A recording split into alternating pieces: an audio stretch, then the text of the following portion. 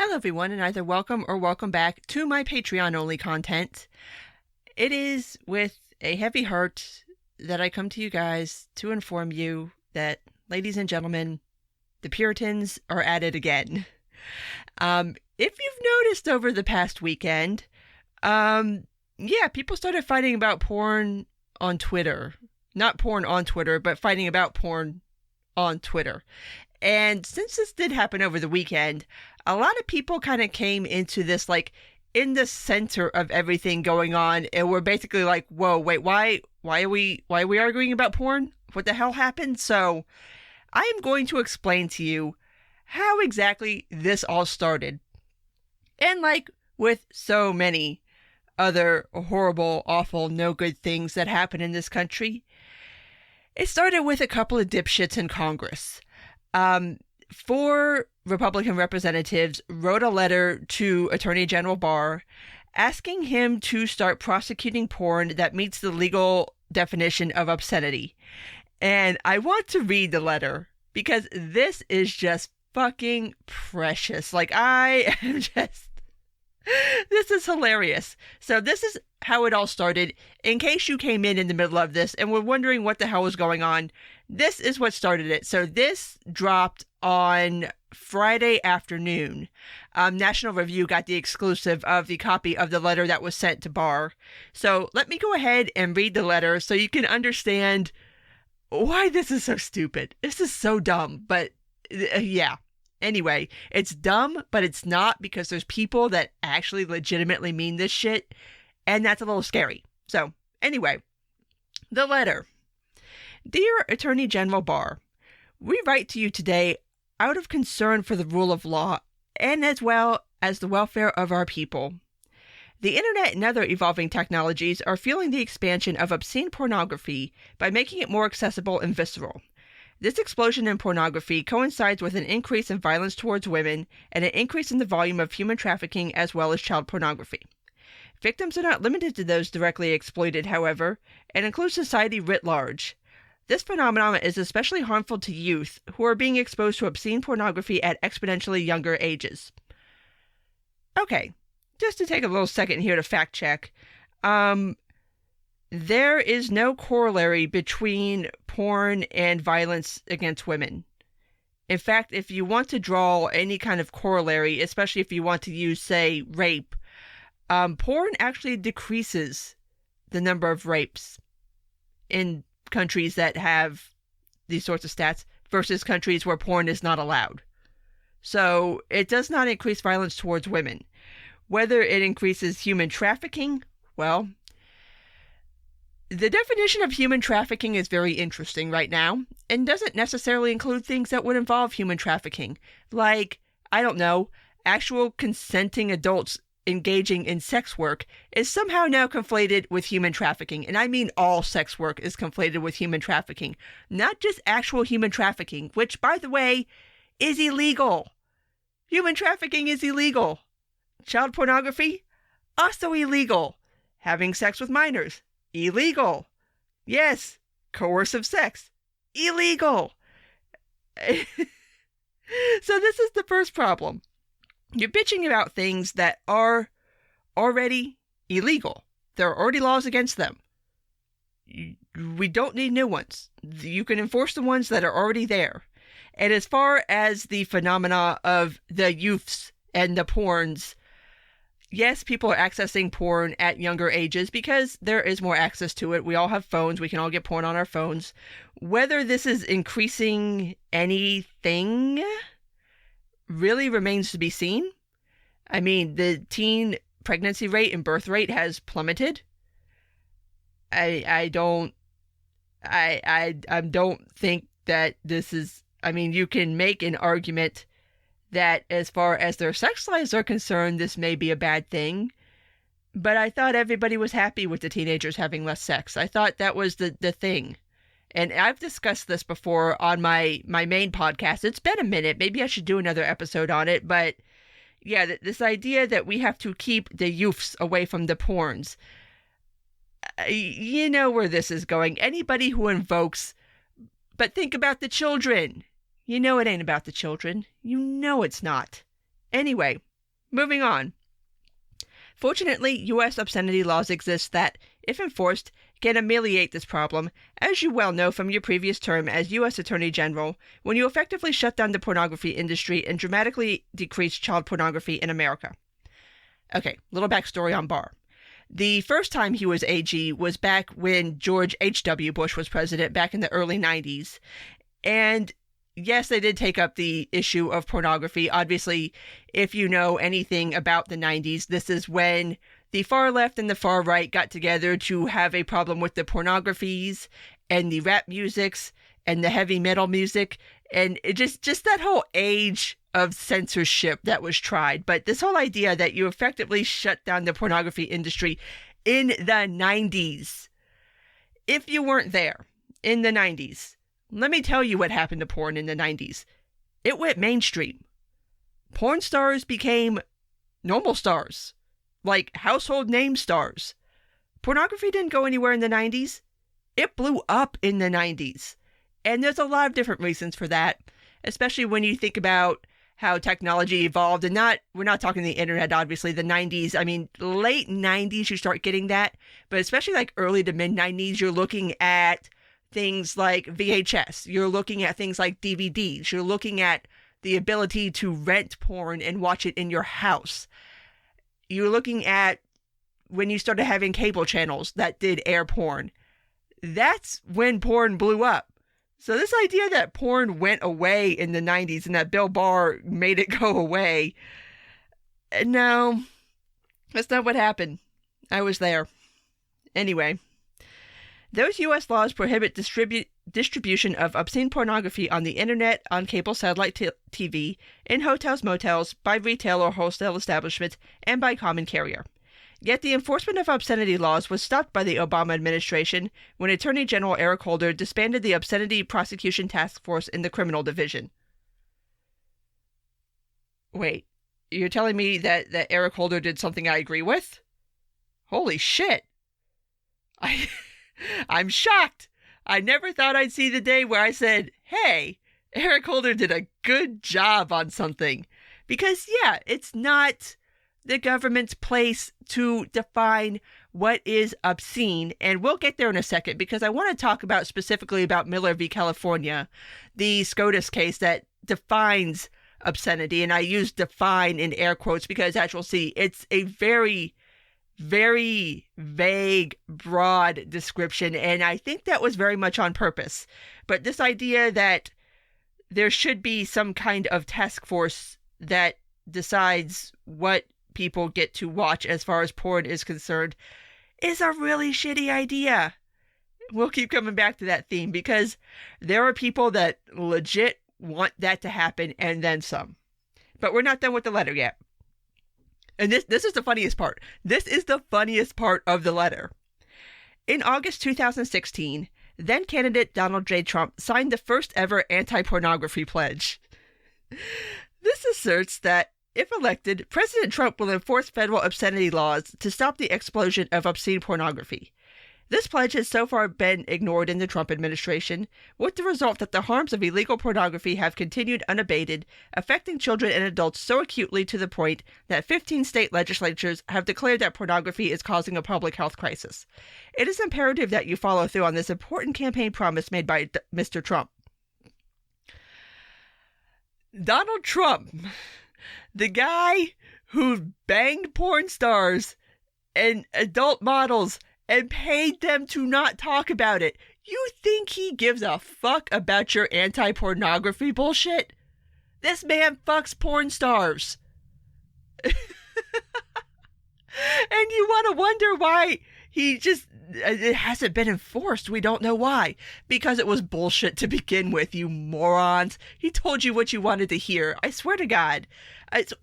Trad cons are some of the dumbest people alive right now. Like, I cannot with them. But yeah, that's just hilarious that you thought Trump gave a shit about that. And as far as public health crises in states are concerned, how many states have declared a quote-unquote public health crisis in relationship to vaping? That should tell you how serious states take this shit and what exactly goes into a state declaring a public health crisis. Like what? You heard about 3 people having a problem with something, then all of a sudden, it's a public health crisis, we gotta ban it. Yeah, does this sound like this is where this is going? Like, okay, 4 people consumed an illegal substance and had a problem with it, so now everybody's fucked. I mean, you would think that these people could learn something from other situations, but no, apparently not. We got to finish up this letter.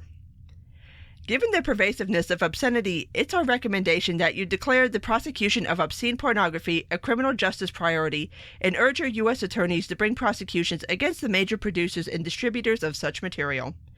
We urge you to take this simple yet important step towards protecting the lives of those affected by these long-ignored crimes. We look forward to your response regarding this request and other actions in the Department of Justice is prepared to take in light of these abuses. Sincerely, Jim Banks, Vicky Hartzlitzer, Mark Meadows, and Brian Babin. So, apparently, there's just not enough going on in Congress right now, and Bill Barr doesn't have enough other shit to be doing right now. We've got time to worry about obscene porn on the internet. Really? Really? Okay. Like 50 other things I could come up with that Congress should be spending their time worrying about, but these dipshits want to worry about porn on the internet because of the children. I can't make this stuff up. But anyway, that's what kicked off this whole weekend-long, just real normal one. Conservative Twitter had a real normal one this past weekend. But that's how this whole porn conversation got started. So, moving on from that, let's talk about this. Let's unpack this a little bit. Starting with the whole aspect of stop me if you think that you've heard this one before. It's because you have. And like I was talking about while I was reading the letter, back in the 90s, yes, this was a thing. And it does come up, I'd say once or twice every decade or so. There were some blips of this in the 2000s too. Probably some shades of it in the 2010s, and now we're here today. But the last real kind of concerted push within government, within Congress, was back in the 90s when the anti-porn left and the anti-porn right ganged up. And you had this really unholy alliance of like social conservatives and radical feminists who both oppose porn for sometimes the same reasons, sometimes different reasons.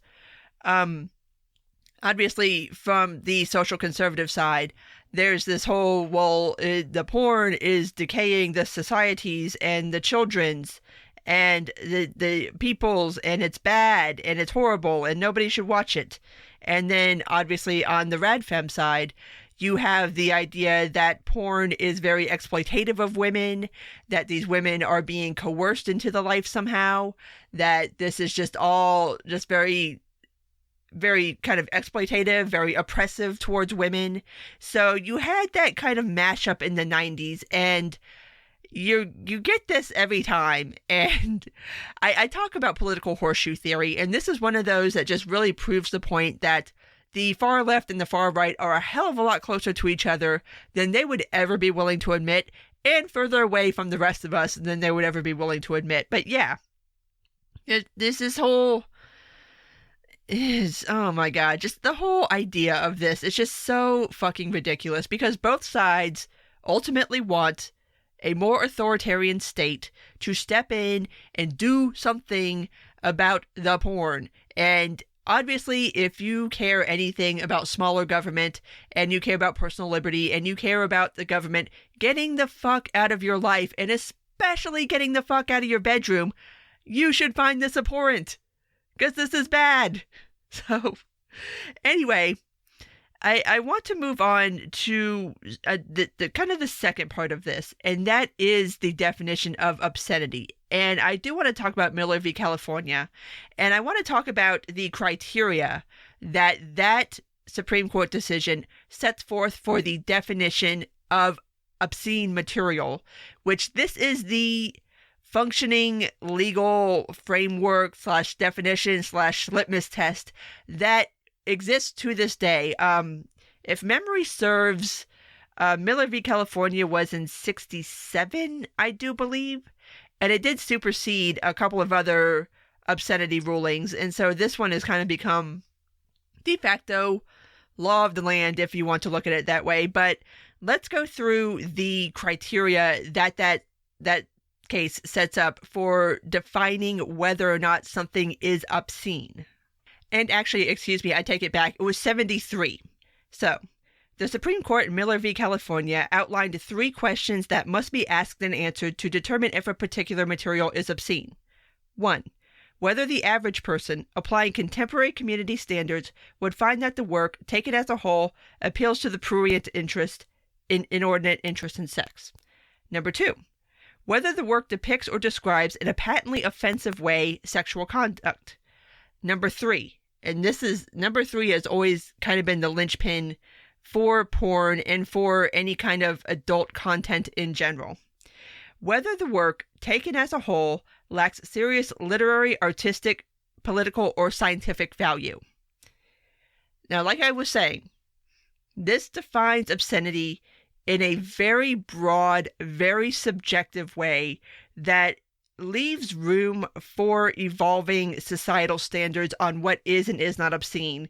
Because obviously what would have been considered obscene in 1973 would not necessarily be considered obscene in 2019. Like, in 1973, it would have been considered obscene to see, say, 2 men kiss on television.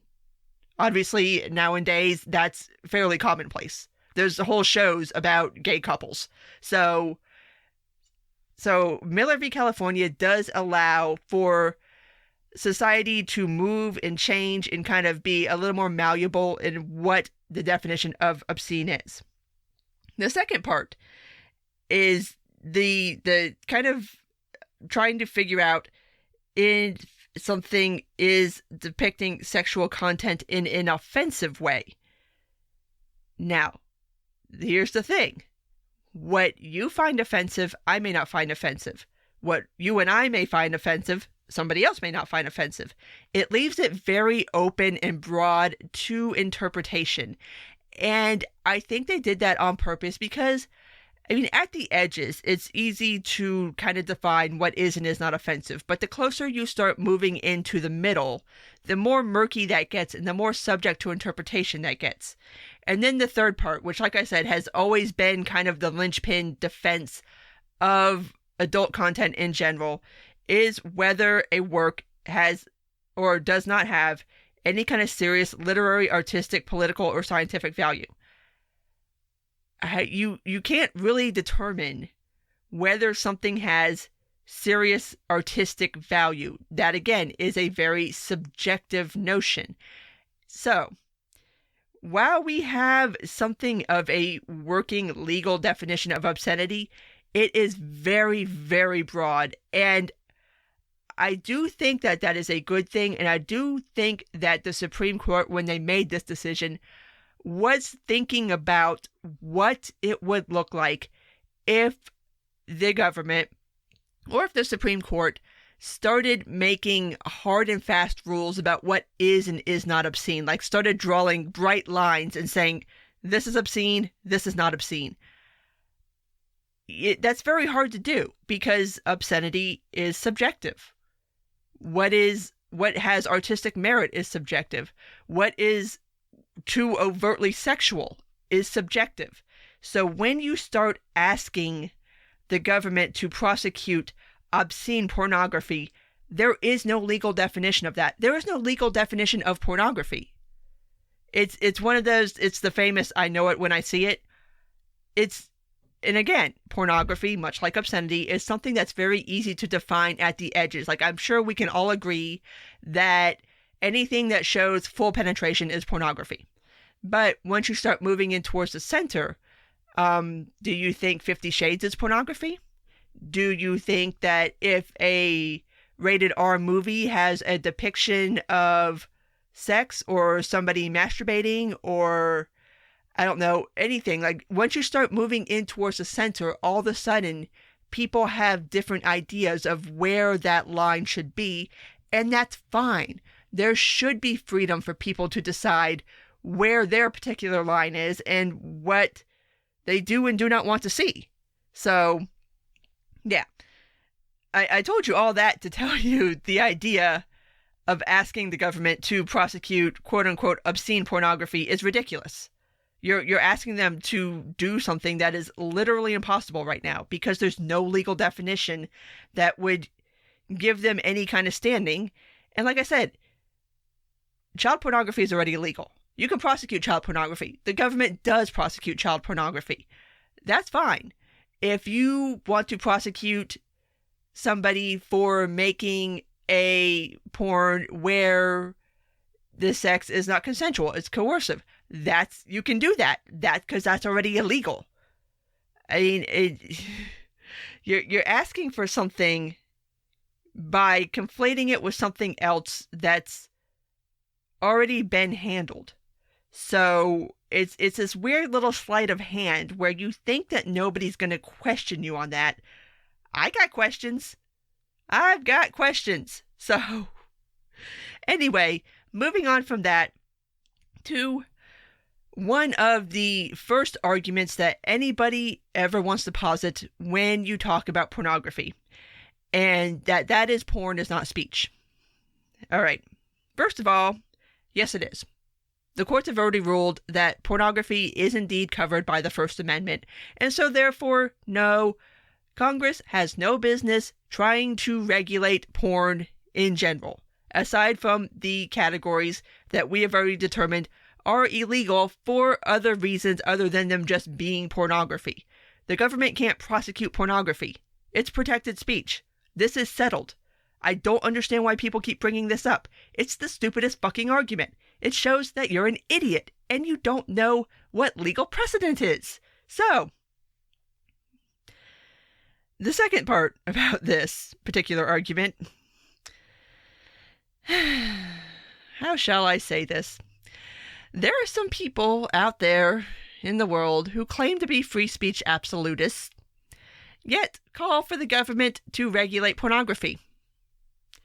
Now, as I just explained, pornography is considered speech, and it is covered by 1A.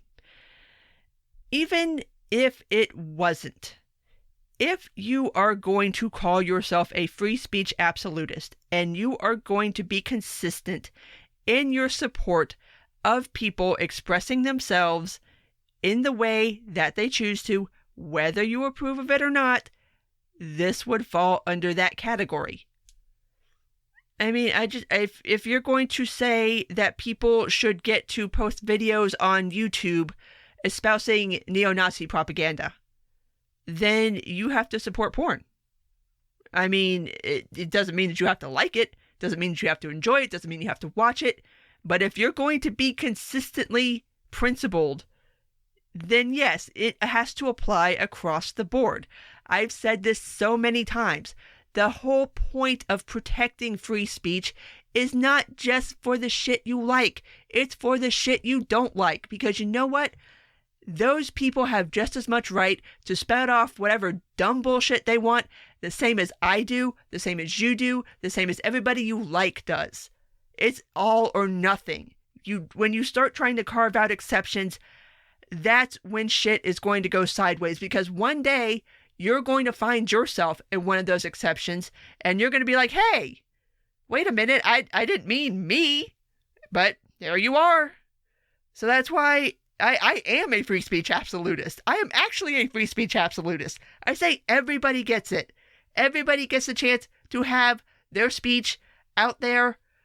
Yeah, there should be no government regulations on speech. The Constitution is very clear on this. I don't even know why people who claim to be conservative or claim to be constitutionalists or claim to be 1A advocates even have to have this conversation. It's already been settled. It's right there. Congress shall make no law. There we go. We're done. This conversation, this argument, stupid, done, should stop right there. But moving on from the philosophical opposition to this idea to the more practical one, and that is that Everybody, say it with me one time. Banning things does not make them go away. Prohibition doesn't work. It's never worked. It's never worked with anything. It's not going to work with porn. This whole thing is stupid. Like, if you can understand that alcohol prohibition didn't work, even when we had a constitutional amendment outlawing alcohol, that did not stop people. Making drugs illegal has not stopped people. Making various other things crimes, making them illegal, has not stopped people from doing them. Why would anybody think that something like porn can possibly be made to not exist or to be banned in any way, shape, or form? And for what it's worth, people talk about our new era of porn, for lack of a better term, as if somehow porn just like magically sprung out of the internet. Porn has existed ever since art has existed. I mean, you can go all the way back to, like, there's probably hieroglyphics of people fucking, if we're being honest. Somewhere in a cave in Egypt, there are hieroglyphs of people fucking. But even if you look at ancient Greek and Roman art, there are very graphic depictions of sex. Like, very graphic. And I don't mean just like normal vanilla sex. I mean like orgies. I mean like double penetration. I'm like, what in the world were these people doing that they immortalized all this right here on decorative plates? Yeah, just decorative plates, because that's just what you have around your house, apparently, is just stuff that depicts graphic sex acts. I don't know, but I mean, it's always been there. And the funny thing about porn is that as technology evolves, porn is always on the bleeding edge. So whenever you think that you can ban porn in one format or another, they're right there. The industry is right there waiting for the next thing to come along, and then they'll move into that. I mean, porn has pushed so much technological innovation, and nobody ever really talks about it.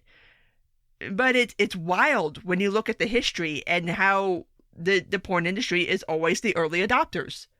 I mean, from everything from photography, from silent movies to movies with sound, to, I mean, even once we started putting things on VHS or beta, laser discs, if you remember those, DVDs, the internet, VR, porn, right there. First people in the area, first people in the space, first people exploring it, because it's always the first thing people want. Like, I can remember when Oculus first dropped, people were like, when are we getting VR porn? Not when are we getting VR games or when are we getting VR movies? When are we getting VR porn? Because that's what people are interested in. People like watching other people have sex. It is what it is. People like watching other people fuck. That's why this whole industry exists. So you're not going to ban porn in any significant way, shape, or form, because the industry is always going to evolve, and the industry is going to evolve because there's always going to be a market for it. There's always going to be a demand for porn. So you're not getting rid of it. I mean, it's just the whole concept of trying to get rid of it is absurd. Like, you clearly don't understand how market forces work, or even how humans work. We're innovative little monkeys, Humans are actually very, very creative. And when we want something, we figure out a way to get it, one way or the other. So, yeah, the whole idea of saying that you can ban porn, no. The industry always finds a way. Always. But the next thing that I want to address, and because this always seems to come up when these sorts of things come up, is the goddamn libertarians. And you guys just want to support drugs and porn. And the kids and stuff and things, and you don't care. And you're just horrible people. Like, listen, people. Let me explain. Not that I don't think anybody listening to this isn't already keenly aware of how libertarianism works. Libertarianism is consent culture. And I did not make that up. I stole that from Kat Murty and Liz Nolan Brown. But I think it is very applicable here because there seems to be like this idea that libertarians support non-consensual things. We do not. Libertarians do not support child pornography or pedophilia, in that matter, in any way, shape, or form, because children can't consent. So no, libertarians do not support child porn. No, libertarians do not support coercive porn. Libertarians support porn if you support it at all, which, by the way, it's perfectly fine if you don't like porn. Whatever, do you. We support 2 or more consenting adults choosing to engage in a sexual activity, be it on camera, be it off camera, be it for money, be it not for money, so long as everybody is consenting to what is going on. That's what we support. And that's why we support sex workers. That's why we support people in porn. That's why we support people being able to take whatever drugs they want to take. It's your choice. It's your decision. And with porn, it is your decision whether or not you want to partake in it or not. You're an adult. Do whatever you want within reason. And it's consensual. But as per usual, whenever anything remotely approaching libertinism comes up, it's always our fault. Always our fault. But to kind of bring this around to really the more concrete things that happened over this weekend, it all started with Matt Walsh. Matt Walsh, not Matt Welch. Wrong Matt. And this is where I think a lot of libertarians should have problems with this. There are people like Matt, the whole TradCon wing of the conservative movement, who do not feel the way we do about consent or about adults freely making their own choices. They want to see pornographers thrown in jail. Like, they want to see people caged for making porn. They want the state to come in and interfere. No. That is where every libertarian should be like, nope, nope, nope, nope. No government involvement in this whatsoever. You do not throw people in cages for nonviolent offenses. Just, no, that's abhorrent. That's horrible. You do not ever advocate for that. And there are so many people who do. Like, this isn't a super fringe idea. I mean, it's not the norm when you look at the whole country, but if you look within the conservative movement, yes, there is very much this strain of TradCon, for lack of a better term, the national conservatives, the trads, I don't even know what to call these people, but they are statists. They want the state to enforce their morality and to police the things that they don't like. Fuck off. You are free to live your life however you want. If you want to be a traditional conservative, you want to be a Christian, you want to have nothing to do with porn, you want nothing to do with drugs, you want nothing to do with any of that, you want to lead a clean, sober, healthy life, do you. Do not ever, ever advocate for the state to step in to enforce your particular beliefs. Nobody has that right. Nobody. So that's one of the reasons why, and it was a funny thing to watch this weekend, because whenever these sorts of things come up, you always have that wing of the conservative movement that wants to disassociate themselves from libertarians, and I'm like, bye. Get by. Yes, you're not us. Correct. There was one tweet that made the point that there was a time when conservatism and libertarianism was sold as the same thing, and they are not. And I'm like, yeah, you're right. They're not. Please say it louder for the people in the back. We're not the same. But yeah, it was just a really, really weird weekend. Really weird weekend. People got a little wild on Twitter with some of the shit they said. But the last thing I want to kind of touch on, and especially with Matt Walsh's arguments and also the think about the children argument, is the frame up. Especially if you look at the way these people frame their responses to those on the left who make arguments about guns and how we need to ban or regulate guns because of the children, or the children might get a hold of it, or blah, blah, blah, blah, blah. Their response is always, fuck off, Second Amendment, you're stupid.